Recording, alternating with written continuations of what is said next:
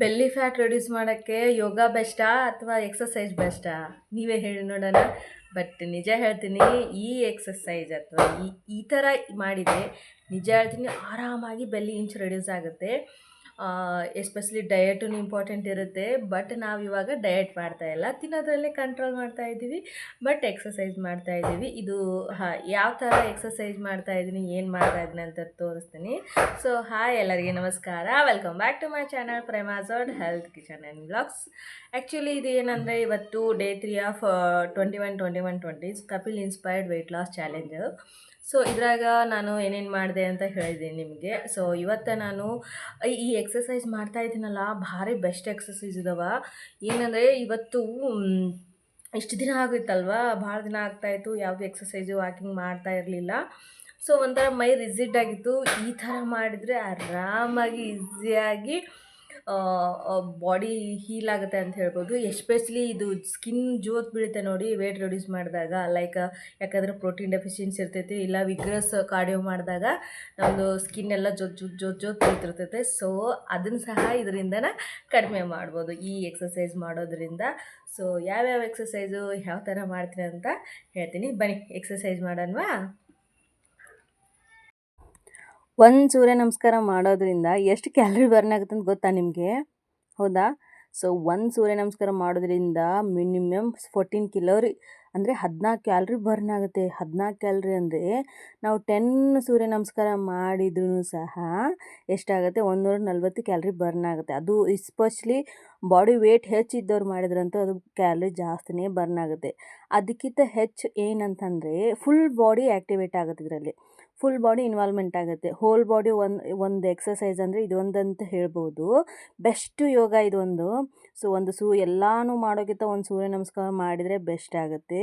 ಮತ್ತು ಇದೇ ಒಂದು ಎಕ್ಸಸೈಸೇ, ಇದೇ ಒಂದು ಯೋಗ ಹೆಂಗಂದರೆ, ನಾವು ಡೈಲಿ ಫುಲ್ ಡೇ ಇದನ್ನು ಮಾಡ್ಕೋತಾ ಇದ್ದರೆ, ಅಂದರೆ ಡೈಲಿ ಒಂದು 20 ಆದರೂ 10 30 ಆದರೂ ಡೈಲಿ ಮಾಡ್ಕೋತಾ ಇದ್ದರೆ ಮಿನಿಮಮ್ ಏನು ಈಗ ಜಲ್ದಿ ವೇಟ್ ರೆಡ್ಯೂಸ್ ಮಾಡಿದರೆ ಬಾಡಿ ಜೋತ್ ಬೀಳುತ್ತೆ ಅಂತಿರ್ತೀವಲ್ಲ, ಸೊ ಅದು ಆಗೋದಿಲ್ಲ.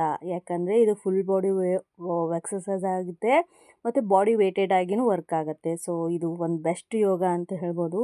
ನಾನು ಇದನ್ನು 10ರಿಂದ 20 ರಿಪಿಟೇಷನ್ ಮಾಡಿದೆ. ನಾನು ಇದರಲ್ಲಿ 2 ಅಷ್ಟೇ ಮಾಡಿ ತೋರಿಸಿದ್ದೀನಿ, ಯಾಕಂದರೆ ಸುಮ್ಮನೆ ವಿಡಿಯೋ ಲೆಂದಿ ಆಗುತ್ತೆ. ಓಕೆ, ಬ್ರೀದ್ ಇನ್ನು ಬ್ರೀದ್ ಔಟು ಚೆನ್ನಾಗಿ ಮಾಡಬೇಕು. ನೆಕ್ಸ್ಟ್ ನಾನು ಮಾಡಿದ್ದು ಭುಜಂಗಾಸನ.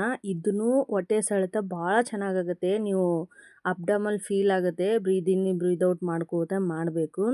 ಇದನ್ನು 30 ಸೆಕೆಂಡ್ ಹೋಲ್ಡ್ ಮಾಡಬೇಕು, ಮತ್ತು 2 ಸೆಕೆಂಡು ಈ ಥರ 30 ಸೆಕೆಂಡು 45 ಸೆಕೆಂಡು ನಮ್ಗೆ ಎಷ್ಟಾಗುತ್ತೋ ಅಷ್ಟು ಸಾಧ್ಯ ಹೋಲ್ಡ್ ಮಾಡಬೇಕು ಮತ್ತು ರಿಲೀವ್ ಆಗಬೇಕು. ಈ ಥರ ಒಂದು 5 ಸೆಟ್ ಮಾಡಬೇಕು. ಇದರಿಂದನೂ ಹೊಟ್ಟೆಯಲ್ಲಿ ಫುಲ್ ಎಳೆತ ಬಂದು ಚೆನ್ನಾಗಿ ಕರಗುತ್ತೆ ಅಂತ ಹೇಳ್ಬೋದು.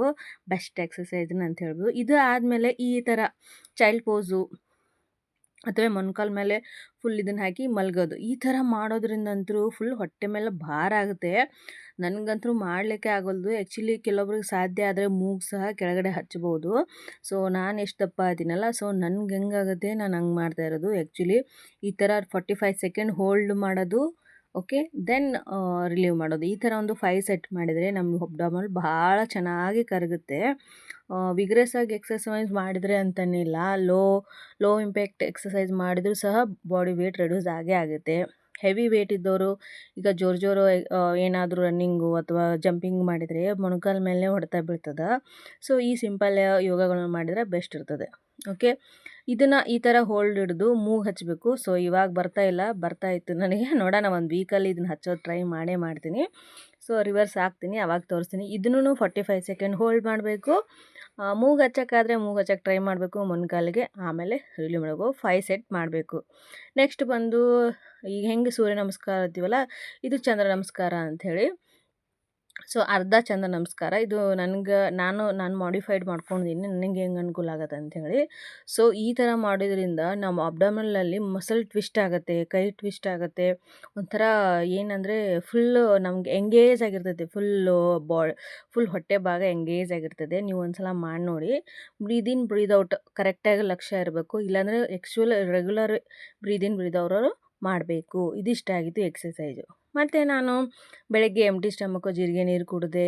ಆಮೇಲೆ ಟಿಫನ್ನು ದೋಸೆ ತಿಂದೆ. ಆ್ಯಕ್ಚುಲಿ ಒಂದು 4 ದೋಸೆ ತಿಂದಂಗಿದ್ದೀನಿ. ಸೊ ಮಧ್ಯಾಹ್ನ ಭಾಳ ಹಸುವಾಗಲಿಲ್ಲ.